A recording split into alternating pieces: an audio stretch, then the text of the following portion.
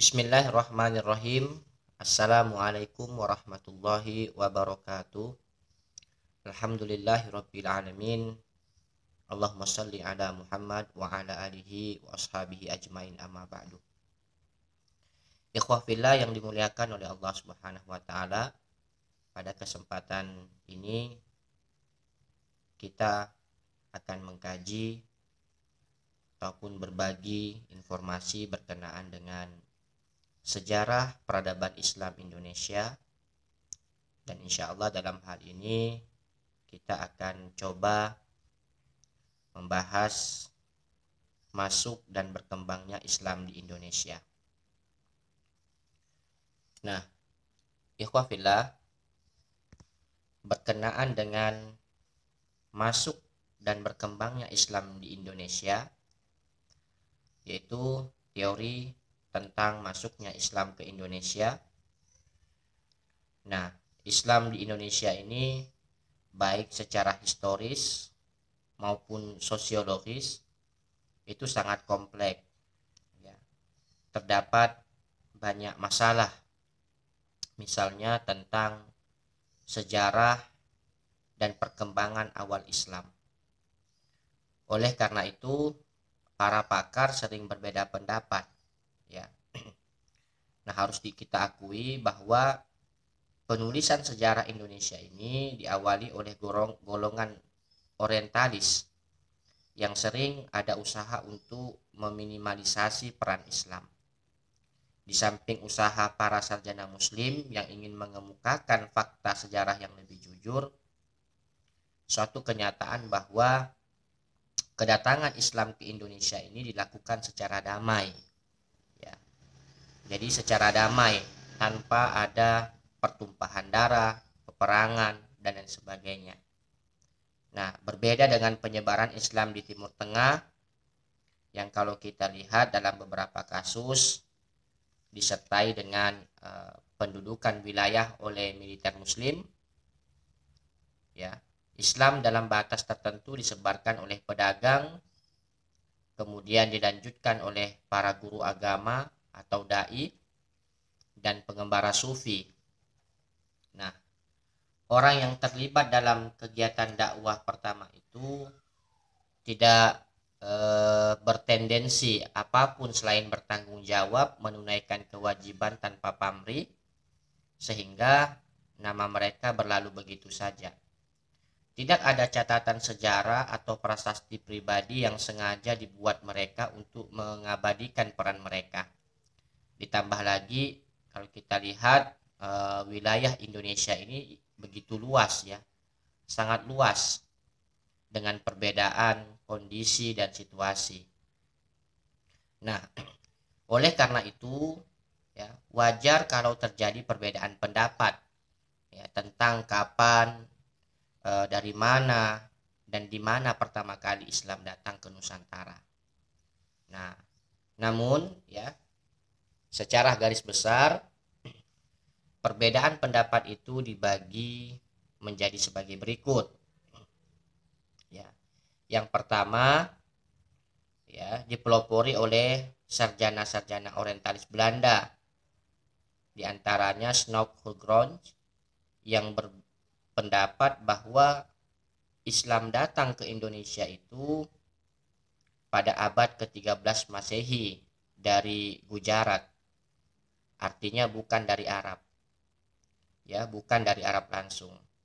Dengan bukti ditemukannya makam sultan yang beragama Islam pertama, yaitu Malik As-Soleh, raja pertama kerajaan Samudra Pasai, yang dikatakan berasal dari Gujarat. Itu pendapat pertama. Nah, sedangkan pendapat kedua itu dikemukakan oleh sarjana-sarjana muslim. Nah, diantaranya itu Profesor Hamka. Ini kalau tidak salah yang mengadakan seminar sejarah masuknya Islam ke Indonesia di Medan tahun 1963. Nah, Profesor Hamka dan teman-temannya berpendapat bahwa Islam sudah datang ke Indonesia ini pada abad pertama Hijriah, ya, kurang lebih abad ke-7 sampai 8 Masehi. Langsung dari Arab dengan bukti jalur pelayaran yang ramai dan bersifat internasional sudah dimulai jauh sebelum abad ke-13, yaitu sudah ada sejak abad ke-7 Masehi. Melalui Selat Malaka yang menghubungkan dinasti Tang di Cina, Asia Timur, ya, Sriwijaya di Asia Tenggara, dan Bani Umayyah di Asia Barat. Itu pendapat yang kedua. Sedangkan pendapat yang ketiga, yaitu oleh sarjana muslim ya kontemporer seperti Taufik Abdullah, mengkompromikan kedua pendapat tersebut, ya, pendapat pertama dan pendapat kedua. Nah, menurut pendapatnya memang benar Islam itu sudah datang ke Indonesia sejak abad pertama Hijriah atau abad ke-7 sampai ke-8 Masehi, tetapi baru dianut oleh para pedagang Timur Tengah di pelabuhan-pelabuhan. Nah, barulah Islam itu masuk secara besar-besaran dan mempunyai kekuatan politik pada abad ke-13 dengan berdirinya kerajaan Samudra Pasai pada waktu itu. Nah, hal ini terjadi akibat arus balik kehancuran Baghdad, ibu kota Abbasiyah, oleh Hulagu, ya, sejarahnya itu. Nah, kehancuran Baghdad itu menyebabkan pedagang muslim mengalihkan aktivitas perdagangan ke arah Asia Selatan, Asia Timur, dan Asia Tenggara. Nah, iwafillah, ya, bersamaan dengan para pedagang datang pula dai-dai dan musafir-musafir sufi, ya.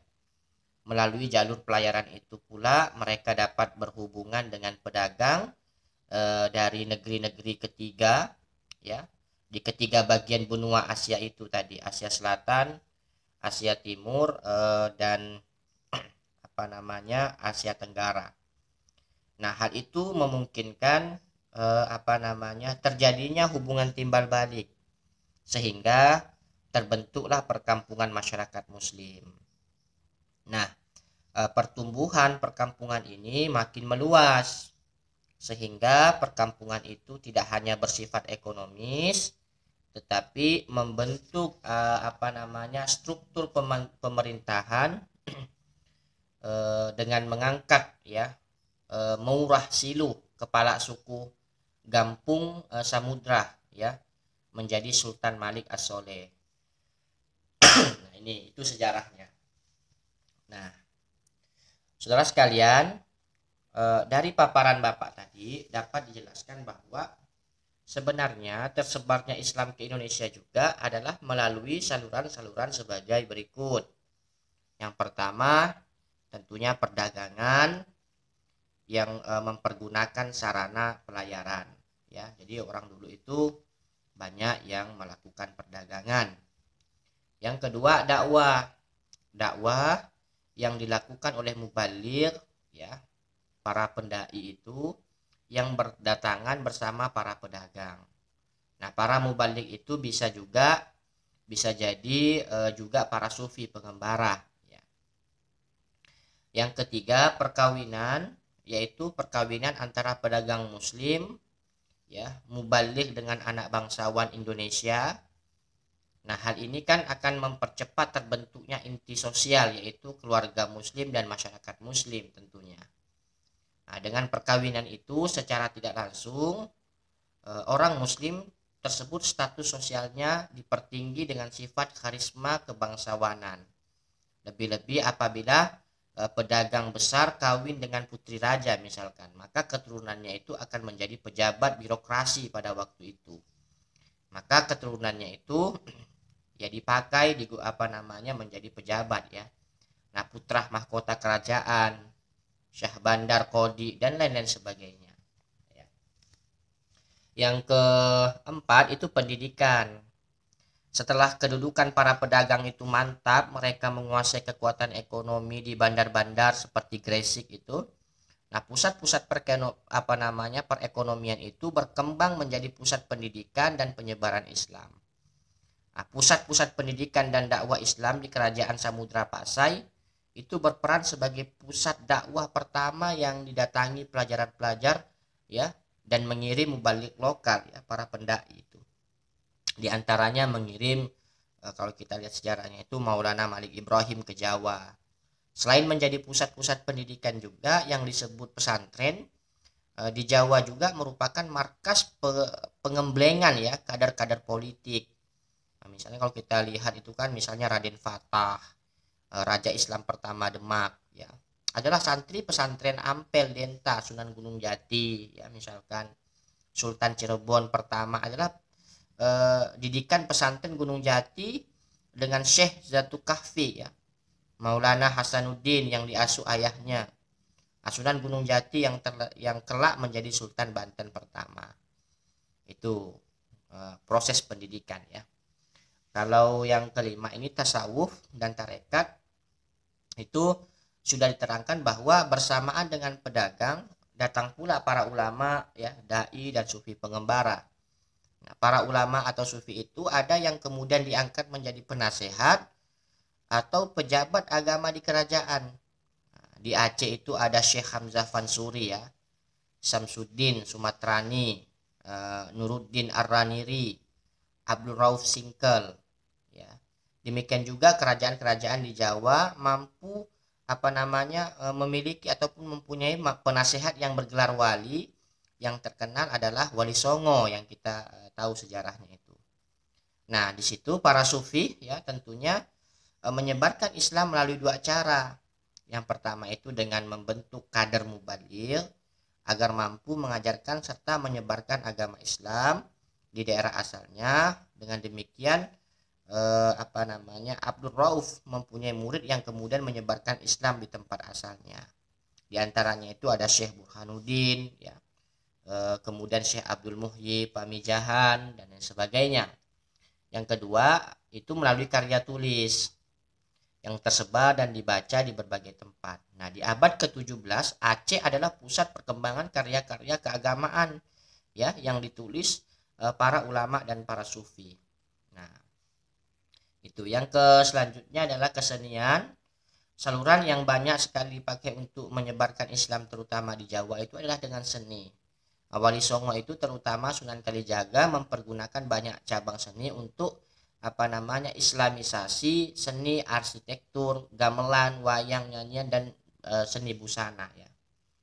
Nah, tentunya melalui saluran-saluran itu pula Islam secara berangsur-angsur menyebar. Nah, ya. Nah, tentunya melalui saluran itu ya, Islam itu mulai menyebar di Indonesia secara berangsur-angsur. Nah, itu dulu yang bisa Bapak sampaikan. Insya Allah kelanjutan materinya akan Bapak sambung di video yang berikutnya. Mudah-mudahan bisa dicerna. Assalamualaikum warahmatullahi wabarakatuh.